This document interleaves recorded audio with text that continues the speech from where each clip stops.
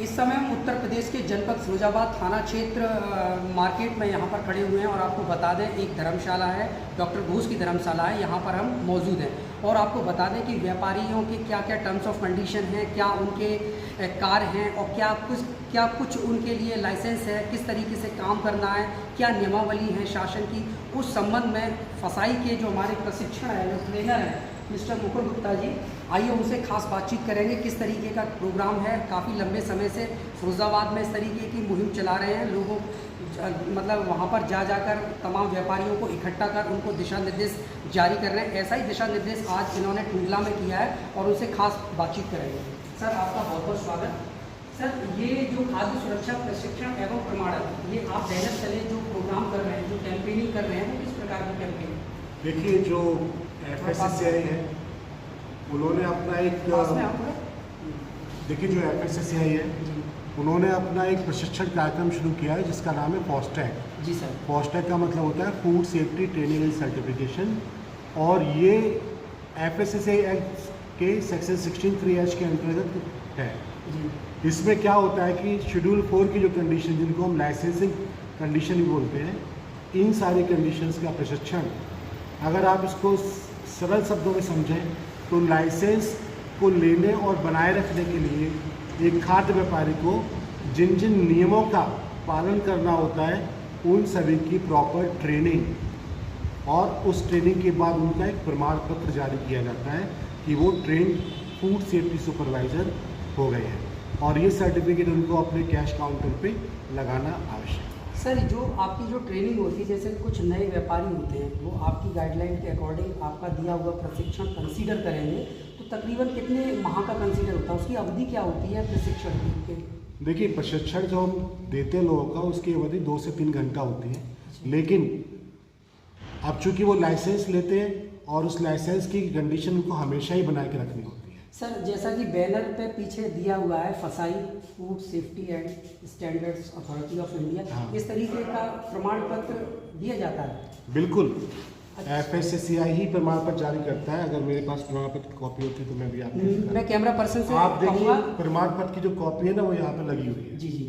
इसी तरह का प्रमाण पत्र हर एक व्यापारी के पास होना चाहिए। अच्छा सर, कभी ये भी होता है कि कुछ व्यापारी मतलब बिना नियमों को ताक पर रखकर व्यापार करते हैं, उनके पास फसाई का सर्टिफिकेट नहीं होता, तो इस दौरान उनके खिलाफ आप क्या कार्रवाई करते हैं? देखिए, हम बेसिकली चूँकि फास्टैग की ट्रेनिंग करते हैं तो हमारा जो कार्य है मुख्य रूप से लोगों के अंदर जागरूकता पैदा करना है। जी। खाद्य सुरक्षा विभाग के पास ये अधिकार है कि अगर कोई भी व्यापारी बिना लाइसेंस या रजिस्ट्रेशन कार्य करता है तो उनके ऊपर सिविल, या फिर सिविल तो नहीं होता है लेकिन फाइनेंशियल जो पेनल्टी है, चालान जिसको हम बोलते हैं, वो किया जा सकता है। लेकिन सामान्यतः हमारे अधिकारी पहले नोटिस जारी करते हैं कि आप इस अवधि में इनको बनवा दें, तो कार्रवाई का प्रावधान तो है। कोई व्यक्ति बिना लाइसेंस काम कर रहा है तो उसके ऊपर चालान का जो प्रावधान है वो है।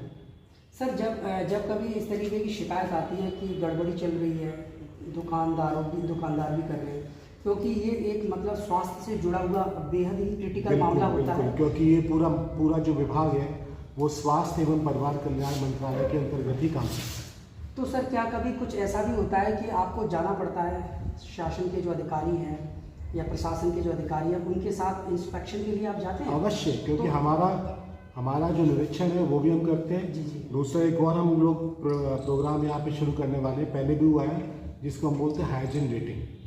हाइजीन रेटिंग्स जितने भी रेस्टोरेंट्स हैं उनको हम 1 स्टार से 5 स्टार तक की FSSAI की हाइजीन रेटिंग देते हैं, इस आधार पे कि वो कितनी व्यवस्थाओं को अपने यहाँ सुनिश्चित कर पा रहे हैं। सर आमतौर पर एक देखा जाता है कि आप देखते हैं फास्ट फूड का ज़्यादा प्रचलन है, बहुत सारी चीज़ें ऐसी जिनमें मिलावट है, तो सर ये सारी चीज़ें कितना % हम लोग सही खा पा रहे हैं और कितने % लोग दुकानदार हमको सही दे पा रहे हैं, क्या आपका कोई अनुमान है सर? देखिए, ये जो समस्या मुख्य रूप से जो मिलावट वाली है या जो गलत ब्रांडेड सामान है, वो हमारे दुकानदार भाइयों के लिए बड़ी चुनौती है। जी। वो चुनौती इसलिए क्योंकि उनको पहले तो यही नहीं पता होता है कि किसी पैकेट पर हम क्या चीज़ें चेक करें ताकि वो सुनिश्चित कर पाएँ कि वो शुद्ध है या मिलावट वाली नहीं है या फिर गलत नहीं है। तो सबसे पहले तो उनको ये बताया जाता है कैसे उस चीज़ की पहचान करें आप, ताकि आपकी दुकान के अंदर पर सही सामान आए।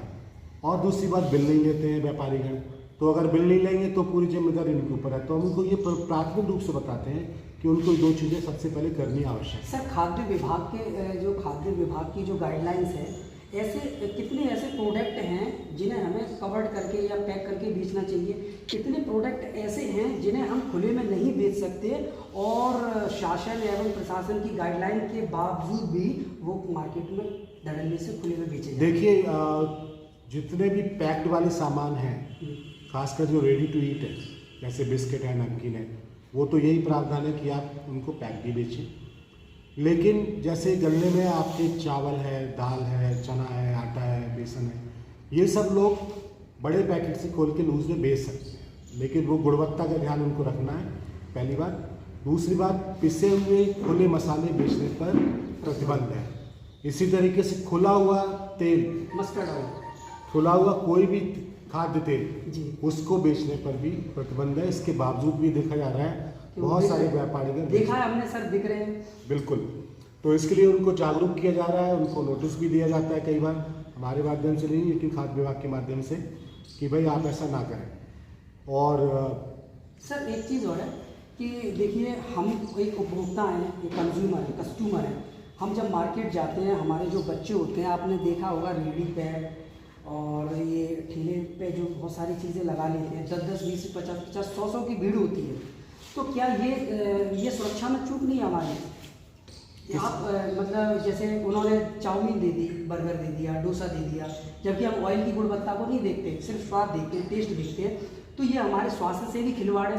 तो इस संदर्भ में जो हमारे वरिष्ठ अधिकारी हैं, क्या उनके संज्ञान में नहीं है कि इस चीज़ पर अंकुश लगाया जाए या उनकी सही गुणवत्ता के आधार पर उनकी भी चेकिंग होनी चाहिए? देखिए, ये सारी चेकिंग्स पहले से की जाती हैं, लेकिन एक ग्राहक की भी अपनी खुद की जिम्मेदारियां हैं जी।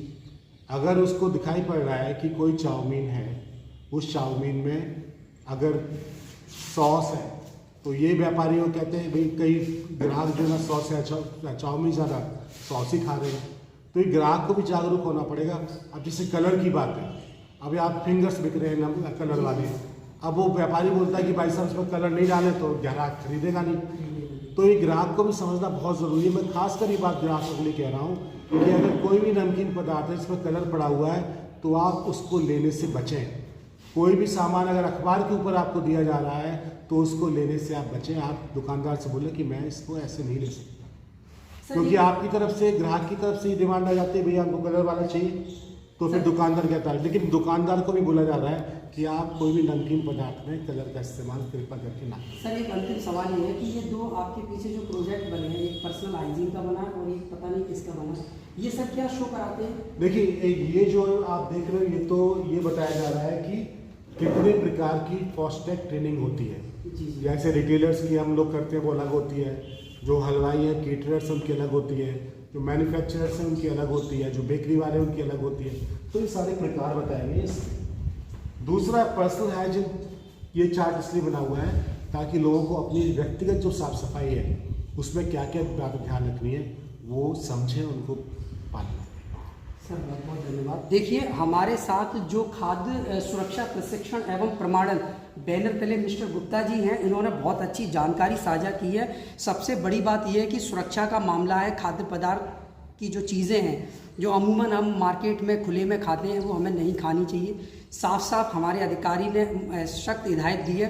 अब दुकानदारों की रही बात, दुकानदार क्या कर रहे हैं क्या नहीं कर रहे हैं, ये हमारे प्रशासनिक अधिकारी समय समय पर उनको देखते हैं, इंस्पेक्शन करते हैं, निरीक्षण करते हैं और अगर स्पष्ट सैंपल अगर मिलावट के पाए जाते हैं तो उनके खिलाफ ये कड़ी कानूनी कार्रवाई करते हैं।